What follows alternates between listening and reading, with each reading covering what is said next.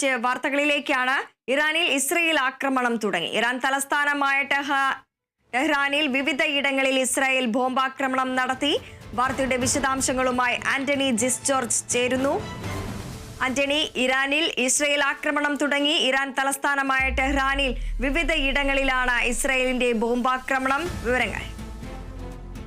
തീർച്ചയായും കഴിഞ്ഞ ദിവസങ്ങളിൽ തന്നെ അമേരിക്കൻ മാധ്യമങ്ങളടക്കം റിപ്പോർട്ട് ചെയ്തിരുന്നു ഈ ആണവ സമ്പുഷ്ടീകരണവുമായി ബന്ധപ്പെട്ട് ഇറാനെ ആക്രമിക്കാനുള്ള ഒരുക്കത്തിലേക്കാണ് ഇസ്രായേൽ പോകുന്നത്. ആ ആക്രമണം ഉടൻ തന്നെ ഉണ്ടാകുമെന്നുള്ള സൂചനകൾ ഉണ്ടായിരുന്നു. ഏതായാലും അതുപോലെ തന്നെയാണ് ഇന്നിപ്പോഴും സംഭവിച്ചിരിക്കുന്നത്. ഇന്ന് പുലർച്ചെ ഇറാനിലെ തലസ്ഥാനമായ ടെഹ്റാൻ അടക്കം വിവിധ ഇടങ്ങളിൽ ഇസ്രായേൽ ശക്തമായ ആക്രമണം നടത്തി എന്നുള്ളതാണ് ഇപ്പോൾ പുറത്തേക്ക് വരുന്ന വിവരം. പലയിടത്തും നമുക്ക് ആ ദൃശ്യങ്ങളിൽ കാണാൻ കഴിയും. പലയിടങ്ങളിലും ഈ സ്ഫോടനം ഉണ്ടായിട്ടുണ്ട്. ഉയർന്ന സ്ഫോടന ശബ്ദം കേട്ടതായി അവിടെ ഇറാനിലെ പ്രാദേശിക മാധ്യമങ്ങളടക്കം റിപ്പോർട്ട് ചെയ്യുകയും ചെയ്യുന്നുണ്ട്. ഏതായാലും ആക്രമണം നടത്തി, ഇറാനിൽ ആക്രമണം നടത്തി എന്നുള്ള കാര്യം ഇസ്രായേലും സ്ഥിരീകരിക്കുന്നുണ്ട്. ഇസ്രായേൽ പ്രധാനമന്ത്രി ബെഞ്ചമിൻ നെതന്യാഹു തന്നെ ഇക്കാര്യം അറിയിച്ചിട്ടുണ്ട്. ഇറാനിൽ ഒരു ആക്രമണം ഇസ്രായേൽ നടത്തിയിരിക്കുന്നു. റൈസിംഗ് ലയൺ എന്ന പേരിൽ ആണ് ആ ഒരു ആക്രമണം നടത്തിയിരിക്കുന്നത്. ഇറാനിൻ്റെ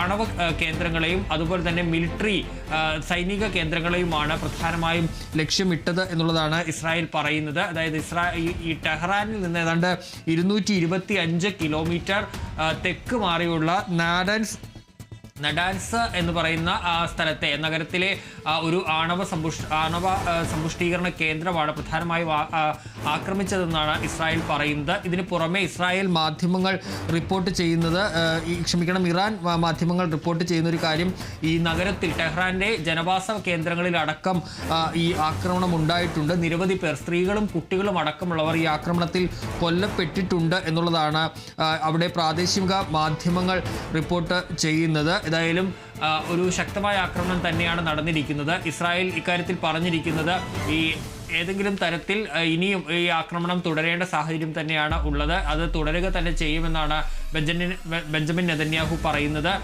അതായത് ഈ ഊർജം അത് ഊർജ ആവശ്യങ്ങൾക്കാണ് ഉപയോഗിക്കേണ്ടത്. പക്ഷേ അത് ഉപയോഗിച്ച് ഈ കയ്യിലുള്ള യുറേനിയം ഉപയോഗിച്ച് ഇറാൻ ഒരു ആണവ ആയുധങ്ങൾ നിർമ്മിച്ച് അത് ഇസ്രായേലിനെതിരെ പ്രയോഗിക്കാനുള്ള സാധ്യതയുണ്ട്. അതുകൊണ്ട് തന്നെ അതിനെതിരെ ശക്തമായ ഒരു പ്രതിരോധം എന്ന നിലയിലാണ് ഇപ്പോൾ ഈ റൈസിംഗ് ലയൺ എന്ന ഓപ്പറേഷൻ സ്റ്റാർട്ട് ചെയ്തിരിക്കുന്നത്. അത് ഇനിയും തുടരുമെന്ന് തന്നെയാണ് ഇസ്രായേൽ അറിയിച്ചിരിക്കുന്നത്. ഈ ആക്രമണത്തിന്റെ പശ്ചാത്തലത്തിൽ ഒരു തിരിച്ചടി കൂടി ഇസ്രായേൽ പ്രതീക്ഷിക്കുന്നുണ്ട്.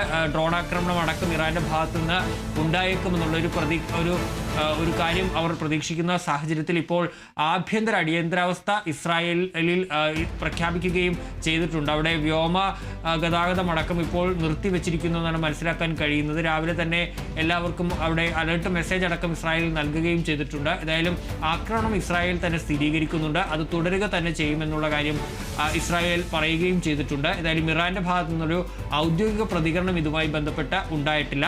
അതേസമയം ഈ അമേരിക്കയുടെ പങ്ക് അല്ലെങ്കിൽ ഇസ്രായേൽ ഇറാനിൽ നടത്തിയ ആക്രമണവുമായി ബന്ധപ്പെട്ട് അമേരിക്കയ്ക്കൊരു പങ്കുമില്ല എന്നുള്ള കാര്യം സ്റ്റേറ്റ് സെക്രട്ടറി മാർക്ക് റൂബിയോയും അറിയിച്ചിട്ടുണ്ട്. ശരി, ആന്റണി ജിസ് ജോർജ് ആണ് വിശദാംശങ്ങൾ പങ്കുവച്ചത്.